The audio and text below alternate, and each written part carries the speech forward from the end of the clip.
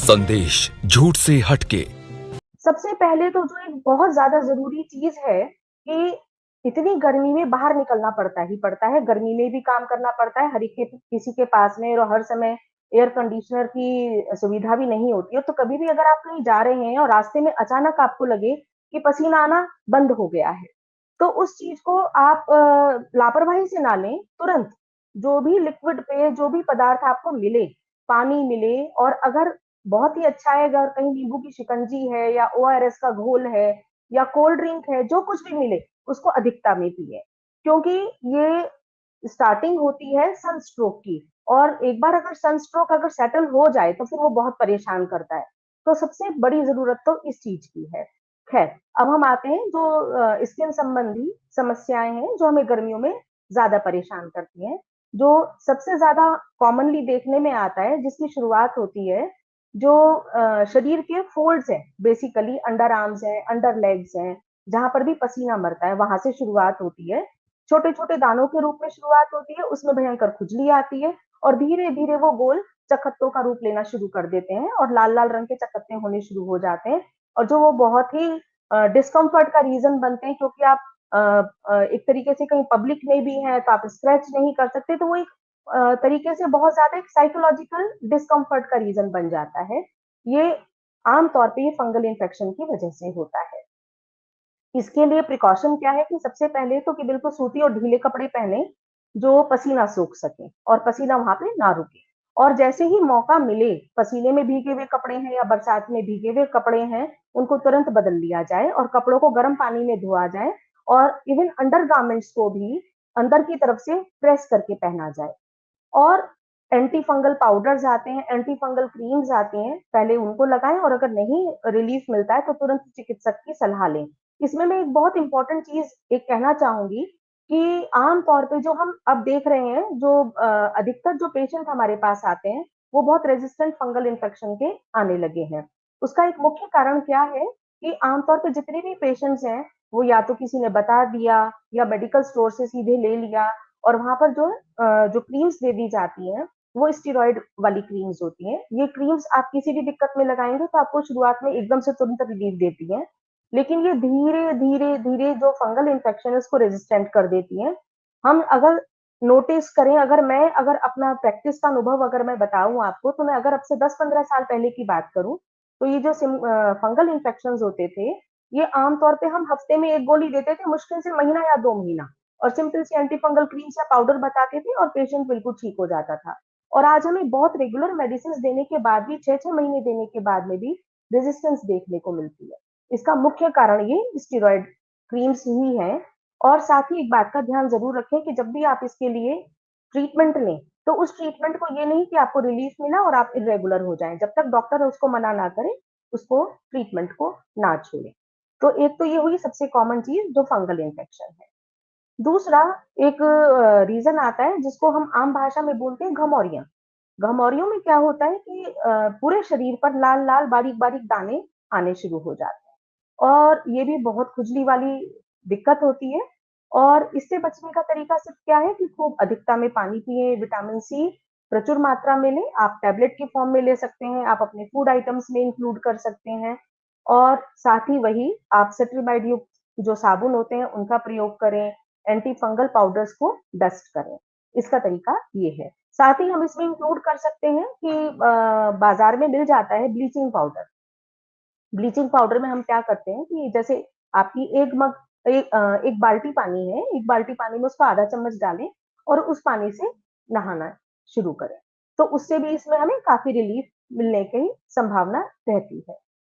फिर इसके बाद हम आते हैं कि गर्मियों में बहुत कहना चाहिए कि बैक्टीरियल इन्फेक्शंस भी बहुत कॉमन है। क्यों? पसीना रुकता है, पसीना रुकने की वजह से जो बैक्टीरिया हैं वो आना इकट्ठा होना शुरू कर देते हैं और धीरे-धीरे पस वाले दाने बनने शुरू हो जाते हैं। वो बहुत ही पेनफुल बीमारी है ये और उसका सॉल्यूशन सिर्फ़ क्या है कि एक तो डॉक्टर को तुरंत कॉन्टैक्ट करें और इसके अलावा साथ ही जो एक कॉमन सी प्रिकॉशंस है वही जो कपड़ों का ध्यान रखना है। सूती ढीले कपड़े, सिंथेटिक कपड़े नहीं पहनने हैं और सफाई का ध्यान रखें।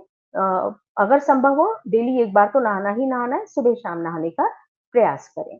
और लापरवाही से अगर आप छोटी-सी भी चीज़ को अगर लापरवाही से लेंगे, वही बड़ी दिक्कत बनने में देर नहीं लगेगी।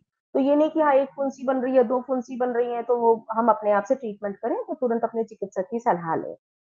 फिर एक जो एक बहुत कॉमन सी प्रॉब्लम देखने को मिलती है इन दिनों में और वो आम तौर पे छोटे बच्चों में ज़्यादा देखने को मिलता है, कि बच्चों के हाथों पर, पैरों पर छोटे-छोटे से दाने मिलते हैं, जो बहुत खुजली वाले होते हैं, पस पड़ना शुरू हो जाता है। ये आम तौर पे जो इन दिनों में मच्छर ज़्यादा होते हैं, तो उन अब जो देखने में आ रहा है कि लू चलने के बाद कहा जाता था कि मच्छर खत्म हो जाते हैं, लेकिन अब लू चलने के बाद भी मच्छर खत्म नहीं होते हैं, शायद मच्छर भी आदी हो गए हैं और वो भी रेसिस्टेंट हो गए हैं।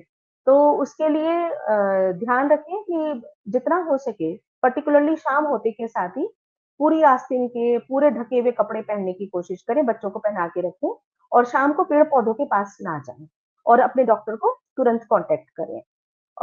और बाकी इसके अलावा मार्केट में कुछ जो मॉस्किटो रेपेलेंट क्रीम्स वगैरह हैं, तो उनका इस्तेमाल कर सकते हैं जो स्किन के लिए सूटेबल हो।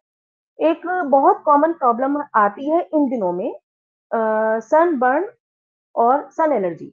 सन एलर्जी, सनबर्न ये अलग-अलग चीज़ें हैं। जो सन एलर्जी है उसमें तो क्या होगा कि जो हमारे खुले हुए हिस्से हैं, उन पर बारीक-बारीक दाने आने शुरू हो जाते हैं, बहुत गंदी तरह से खुजली आती है। दूसरा आता है हमारा सनबर्न। सनबर्न में क्या होता है कि हमारी स्किन जल जाती है, फफोले बन जाते हैं। तीसरा आता है सन टैन। सन टैन में क्या होता है स्किन जलेगी नहीं, लेकिन वो काली पड़नी शुरू हो जाती है और जो सन टैन है वो फिर भी हमारा ऐसी चीज़ है कि जिसे हम कंट्रोल कर सकते हैं, लेकिन सनबर्न बहुत पेनफुल हो जाता है। सन टैन को तो हम बाद में सिंपल सन प्रोटेक्शन है या बाद में कुछ क्रीम्स हैं, उनसे हम ठीक कर सकते हैं, लेकिन सनबर्न बहुत पेनफुल सिचुएशन होती है। इसके लिए जब भी घर से बाहर निकलें, जितना हो सके शरीर को ढक कर निकलना है। इसके अलावा सनस्क्रीन्स का प्रयोग करें और इसके अलावा अपने आप से कोई भी फालतू क्रीम्स ना लगाएँ कि कोई घरेलू हम होम रेमेडीज़ यूज़ कर रहे हैं या अपने आप से क्रीम्स लेकर लगा रहे हैं। वो जो भी आपके आस-पास जो भी आपके अच्छे डॉक्टर हैं, उनकी सलाह से ही उसका प्रयोग किया जाए। जी, जी बताएँ। देखिए, हमारी दर्शक हैं हिमा जी, उन्होंने सनबर्न के बारे में पूछा, आपने पहले ही बता दिया। लेकिन जी, जी, जी। ये एक आमतौर पर पूछा जाता है, एक सवाल आता है एसपीएफ जी, यानी सन जी, प्रोटेक्शन फैक्टर, ये क्या जी, है? जी, इससे हमारे दर्शकों को समझा पाएंगी? जी। SPF 15, SPF 30, SPF 50, SPF 70, SPF 100, ये क्या चीज होती है? मतलब ये नंबर्स का क्या है महत्व और इसका चयन किस आधार पर किया जाना चाहिए? जी। जो सनस्क्रीन है, सनस्क्रीन का चयन ना बहुत सारे लेवल्स पे किया जाता है। जो सन प्रोटेक्शन फैक्टर का मतलब होता है कि अगर सन प्रोटेक्शन फैक्टर 15 है, इसका मतलब ये है कि वो धूप से आपको 15% बचा रहा है।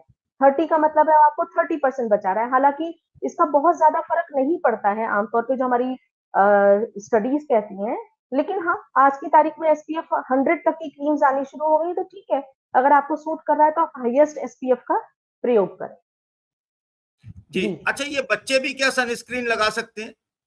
हाँ, बिल्कुल लगा सकते हैं क्योंकि अब बच्चों बहुत सी क्रीम्स ऐसी आ गई हैं कि जो बच्चों के लिए भी स्किन फ्रेंडली होती है और हाँ, मैं एक इम्पोर्टेंट चीज़ कहना चाहूँगी यहाँ पर कि बच्चों में हमें केमिकल सनस्क्रीन्स का प्रयोग नहीं करना चाहिए, फिज़िकल सनस्क्रीन्स का प्रयोग करना चाहिए।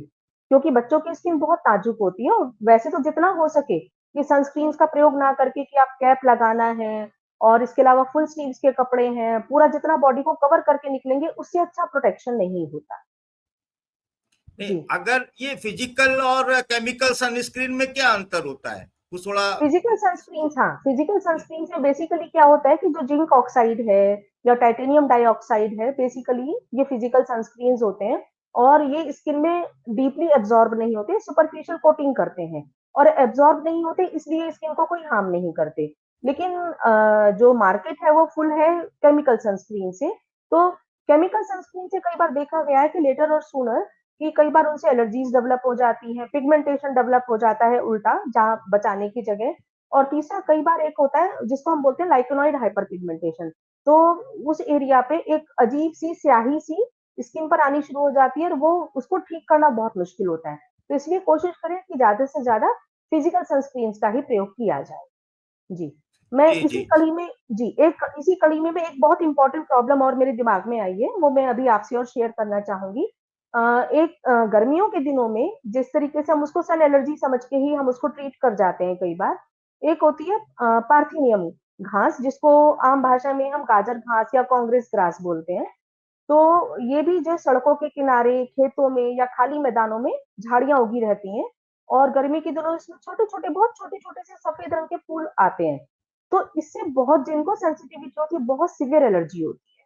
तो इसलिए आस-पास के जितने भी आस-पास के मैदान हैं, वहाँ से इन झाड़ियों को साफ करा दिया जाए और जितना हो सके शरीर को ढक के निकला जाए और घर लौटते के साथ ही तुरंत नहा के और उन कपड़ों को बदल लिया जाए। और अगर वो नहीं कंट्रोल में आती तो तुरंत अपने डॉक्टर को कॉन्टैक्ट करें। जी, आगे। अच्छा, कुछ कुछ पौधों से जैसे सैर सपाटे पर लोग जाते हैं, फॉरेस्ट में जाते हैं या पहाड़ी स्थलों पर जाते हैं, तो वहां कुछ ऐसे पेड़ पौधे होते हैं जिनसे एक चिपचिपा पदार्थ निकलता है। जी। वो अगर शरीर पर लग जाता है तो बहुत परेशान कर देता है। वो भी क्या यही चीज है या वो अलग है कुछ? नहीं, वो जो पार्थेनियम है, पार्थेनियम आम तौर पे बहुत ज़्यादा हिल स्टेशंस पे नहीं मिलता है, पहाड़ी एरियाज़ में आम तौर पे नहीं मिलता है। आम तौर पे ये मैदानों में ही ज़्यादा मिलता है। तो लेकिन वो तो कोई भी पौधे हैं तो उनमें से कुछ जो सिक्रीशंस होते हैं, वो एलर्जी कर सकते हैं। तो उसका तरीका सिर्फ यही होता है कि जब आप ट्रैकिंग भी करें तो जितना हो सके मैक्सिमम बॉडी को कवर करके जाएँ और अपने डॉक्टर से सलाह करके कोई भी माइल्ड स्टेरॉइड क्रीम या एंटी एलर्जिक टैबलेट्स वो लेकर जाएँ साथ में कि ताकि कोई इमरजेंसी और किसी से कॉन्टैक्ट ना हो पाए, तो उसको अप्लाई किया जा सके।